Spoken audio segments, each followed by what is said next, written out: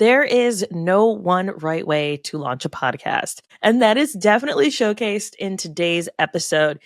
Amy decided on a Friday that she was going to launch a podcast. She had her first interview on Sunday and launched it on Monday.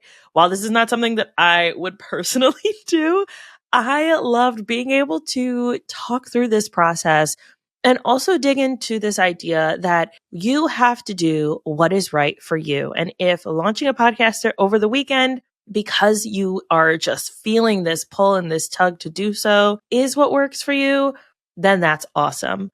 We also talk through how to understand if your podcast is energetically serving you and what to do if you're at that point where you're really starting to resent your show. This conversation was so good and so fun. Please join me in welcoming Amy to the podcast.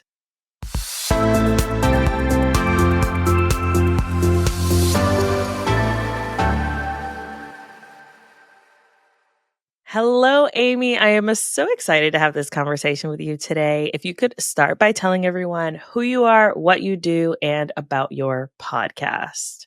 Hi, my name is Amy Pons. I'm the host of Women Making Moves, where we celebrate the moves that women are making. And today, as I'm wearing my On Wednesdays, We Smash the Patriarchy, the podcast is all about celebrating and amplifying women around the world who are doing things differently and who are cycle breakers and who have a story to tell, which is really any woman on this planet. And also, I'm not very interested in having a conversation with a lot of women who look like me necessarily and that have lived my story or have conquered the corporate world. I'm not really interested in that. It's more about, and not suggesting that they haven't done amazing things. They have too.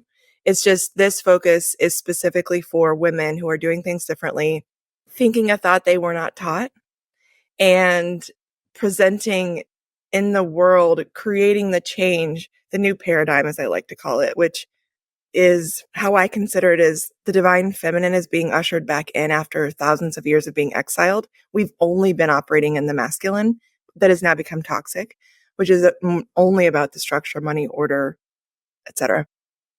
These women on Women Making Moves are making the moves toward the world they want to see. So they're breaking that status. They're disrupting the status quo. Those are the women I talk to. I was grateful to be on your show.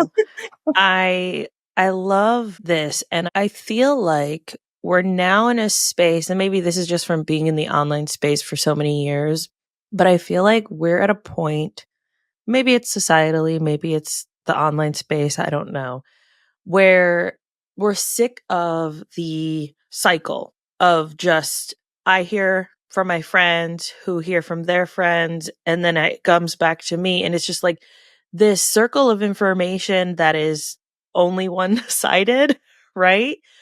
And I've seen people do this where, and maybe, like I said, this is just an online space thing or a more societal thing, where we're almost opening ourselves up to hear different stories, opening ourselves up to better understand what other people's experiences are.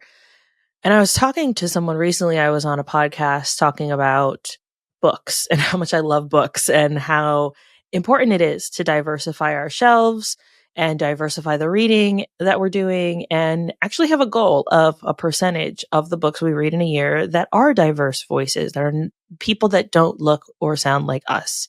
And I said, what these books do, whether we're reading romance books or reading romantasy or we're reading nonfiction, when we are opening ourselves to other people's stories, it teaches us empathy to be able to better understand the humans that sit next to us, wherever that may be, or stand next to us in the grocery store.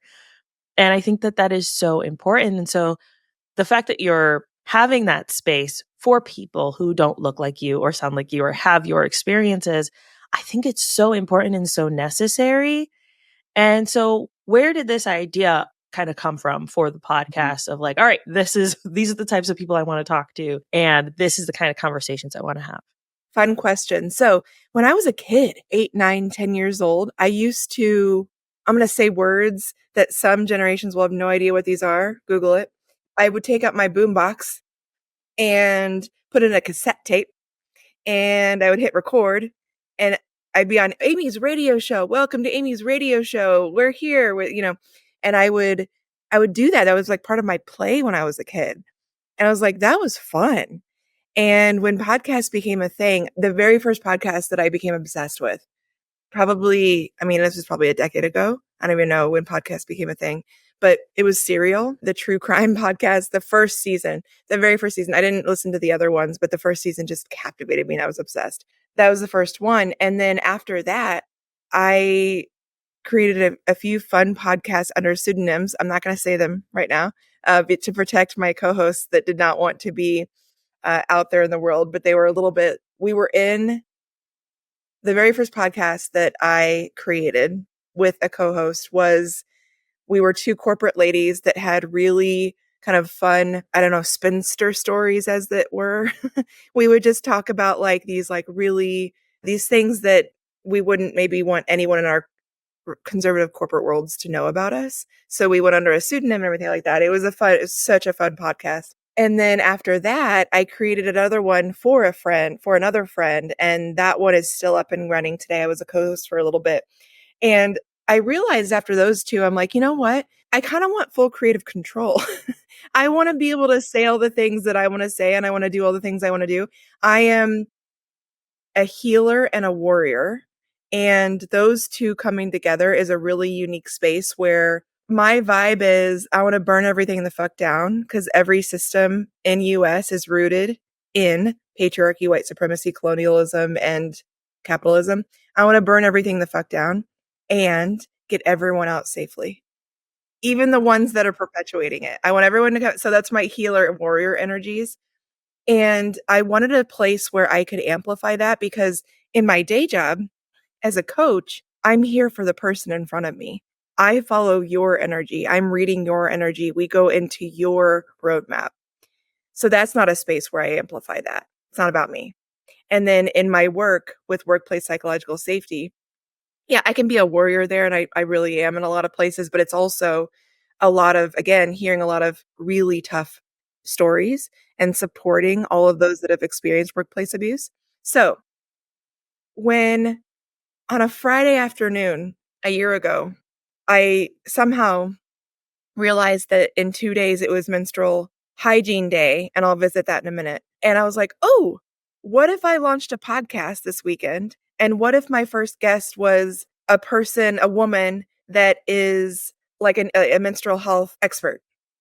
And so everything, and you and I talked about this a little bit on our episode together on my podcast as an energy coach, when we align our energies and our true heart's desire, our intentions are squeaky clean toward the true higher purpose that we're here on this earth, which again, healer and warrior. My energy lit up. It was like, whoa, I can do both. I can celebrate all of those incredible, innate identities of myself on Women Making Moves, where we celebrate the moves that women are making, cycle breakers. And so I say all of that because when I tell you, and I don't know if this might make you like antsy inside as an incredible podcast producer yourself, but Friday afternoon, I reached out to a few women, the executive director of Period, which is a movement toward ending period poverty worldwide. She was available 2 days later on Sunday. We recorded and I went live and I launched Women Making Moves. It was literally that easy. I share that because it feels like so many people want a podcast and the pre-planning gets so stressful that it stops them from hitting record that first time. I share my story because when it's so right, and I'm getting the chills, it was that right. And she was available. We had an awesome conversation. My first 5 episodes, I give myself such love and grace when I listen back to them because I was like, ooh, okay, learning. Okay, yes. And now it's just, but it was just so much fun and it was so aligned. It was so divine. So that's how it came to be a year ago. I've interviewed almost 100 women and my podcast is by invite only. And it is an intuitive hit that I get when I run across like a LinkedIn headline or I meet a woman. I'm like, ooh, podcast women. She's Women Making Moves. And here's the thing too. I celebrate duality so much because just because I don't invite you to be on my podcast does not make you any less than. That is not. It more than one thing can be true at once. And like I said earlier, women who are crushing it in corporate, white women who are crushing it in corporate, great. That's amazing. That was me.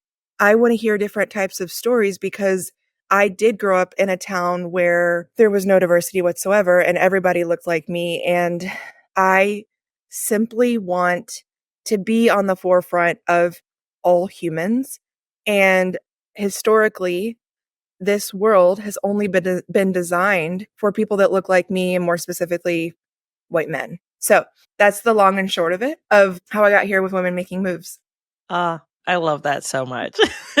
And yes, it does make me cringe a little bit inside, but I also understand that certain people need certain things, right? So, like someone who comes to me and says, "Hey, I want to launch my podcast next week." I'm like, "Oh, whoa, we got a process here." Like, this is how we work. It's over the course of 2 months. The first 2 weeks are spent doing market research, and that is just to ensure that it's a viable podcast, that it makes sense for them, and all of that fun stuff. Like, there's a whole process. And if they don't want to follow that process, cool. There are other people that can support them, but that's how I like to work. But that also ties into like how I view wanting to work with the right people. And that's something that we talked about during our podcast episode together, is like how to tell people, hey, look, this is not a good fit for you or I, because how I like to work is not aligned with how you like to work. And there's nothing wrong with that, right? Like, there's nothing wrong with that at all. And I think that, the beauty of this and this show is that we can show that there is no one right way to launch a podcast or to have a podcast or to podcast or to grow your show. It is possible to just do what works for you.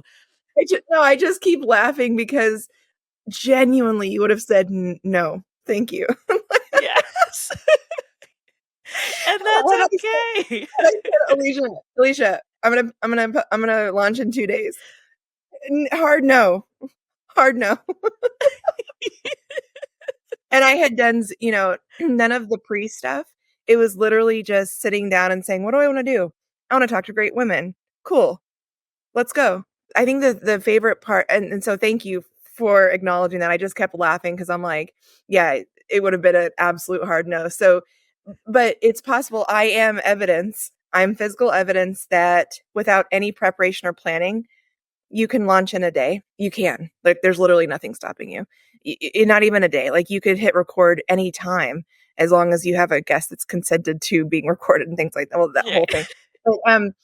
But, but you can do that anytime. But please understand that behind the recording, the stuff that you don't see is I do my own editing and promotion. And I was just talking about this with someone the other day. Anywhere from 6 to 8 hours behind the scenes for every episode. So the time commitment, and I happen to be a person that likes editing. It's my heads down work, which is in my beautiful luteal phase of my menstrual cycle this week. I'm editing so much because that's perfect work for luteal phase. So I'm excited about that. But I was going to go into another topic, but I want to come back to you because I just think it's hysterical. And the way that you're giving a perfect example of how it doesn't make either of us less than that we would not have been a good fit for you producing my podcast, knowing Right. I had no pre-planning and I want to hit like publish in 2 days. And that's okay, right? We had someone on recently talking about human design and how, like, based on our human design, we like to create content. And I keep going back to Mhm. this because I'm a generator, which means I can Same. crank out content left and right, doesn't matter, let's go. And so that works for me. But someone who's a manifester, they need to feel like it has to be the right moment and they're going to release whenever they release, and that's okay, right? So I think that it really just goes back to understanding yourself, understanding how you work best, and also follow the interest, right? Like, if you get lit up or excited about something, there's something there. Explore that. Yes. And this lights me up. Even a year later, I told myself that actually. I said, first of all, I have no expectations about women making moves in terms of revenue stream. And by the way, if you're wanting revenue from your podcast, that's amazing too. I didn't have an expectation of that. So it is my place that I play. And it's like I learn something so incredibly every single time I talk to one of these women. Of course I do. For instance, I went into my very first episode calling it Menstrual Hygiene Day. And Michaela Bedard, the director that I interviewed that day, she said, "Ooh, menstrual health." I was like, "Oh, tell me more. Oh my gosh." Well, hygiene suggests that there's something dirty or something that's not clean. And so they were moving that day from menstrual hygiene to menstrual health. Full circle, on my year anniversary this year, I interviewed one of the founders of the day, of the entire day, like worldwide. And she said, she shared with me the reason it was hygiene is because the Department of Sanitation in, I think they sit in Germany, created the day because they were more about making sure that there was safe, clean water and products for women to use when they have a menstrual cycle. So you can see how it was created that way. So, like, wow, those are two incredible learnings a year apart from each other, that I learned through this podcast. And so, to your point, it lights me up. And I promised myself the day that it becomes a slog or like work, I'm going to stop. But it's just something that is one of my very favorite things to do in life now. And it really fits not just the interest, but like as an energy coach, it lights up all 7 of my physical chakras and all 114 of my energy field chakras. Like it is just that powerful. And especially when women write to me and they're like, I learned something new about myself or the world or something like that. It's like amazing from these cycle breakers that are going out and doing things differently than also I'll speak for myself than I was specifically taught. So there's no one right way. I love that you keep saying that because that's what I talk about with people that have been beholden to the one right way that is again deeply rooted in the big 4 that I don't subscribe to, which is again, patriarchy, white supremacy, colonialism, capitalism. Yeah. Yeah, I couldn't agree more. And I think that what you're doing and the fact that you said like it lights you up so Mhm. much, your listeners hear that. And for anyone who's at the point where they're like, "Oh, I feel like my podcast is not that it's not work, like it's always going to feel like work, right? You have to show up 100% for that day, right? Whatever 100% looks like that day for you. You still have to have your audience in mind. You still have to interview someone, but when it starts to feel you start to feel a bit of resentment towards Mhm. podcasting or towards having to show up rather than I get to show up. When it gets to that point, your listeners can hear it. It is so important that you do things, especially when you're creating content that is your voice, is your face, is whatever, that you're putting things out there that are true to you. Like, this has to feel good. And it gets to, right? Mhm. Like, and if it's not working for you, then maybe it's time to see one, is podcasting still the right thing for you? And if it is, how can you reignite that excitement? Maybe you need to have different people on your show. Maybe you need to do more solos. Maybe you need to shift how you're releasing those episodes, right? There are so many different ways that you can go about it. My whole it depends. I always answer people when they're like, "Oh, what should I do for this?" Well, it depends. There's lots of ways to do this. It depends. And I love what you're saying. It goes back to why are you doing this? And this is where I'll shift into, again, the energetics, the intentions behind why you do anything in life. A lot of times, because we live in a very capitalist society, money will be the breadcrumb to anything that we quote unquote do. If that is the sole why, it will likely become something that you resent because you haven't really thought about how you want to feel about it. So it's always about money's not a bad thing at all. Money's great. Money is energy. We're moving into a time, like I said before, of creating a balance we've never seen in this lifetime, which is we can make money and feel really great in life. And so thinking about not just what we make, but like how much time do we have? How much time do we have to dedicate to our families or things that we have joy around. How much time do you have when you're not feeling great? Can you take some time off? It's the whole picture. And same thing with podcasting. If you're only doing it because you're hoping for those downloads or the money or a sponsor, or if you're only doing it for that, I would invite you to think about how you would like to feel.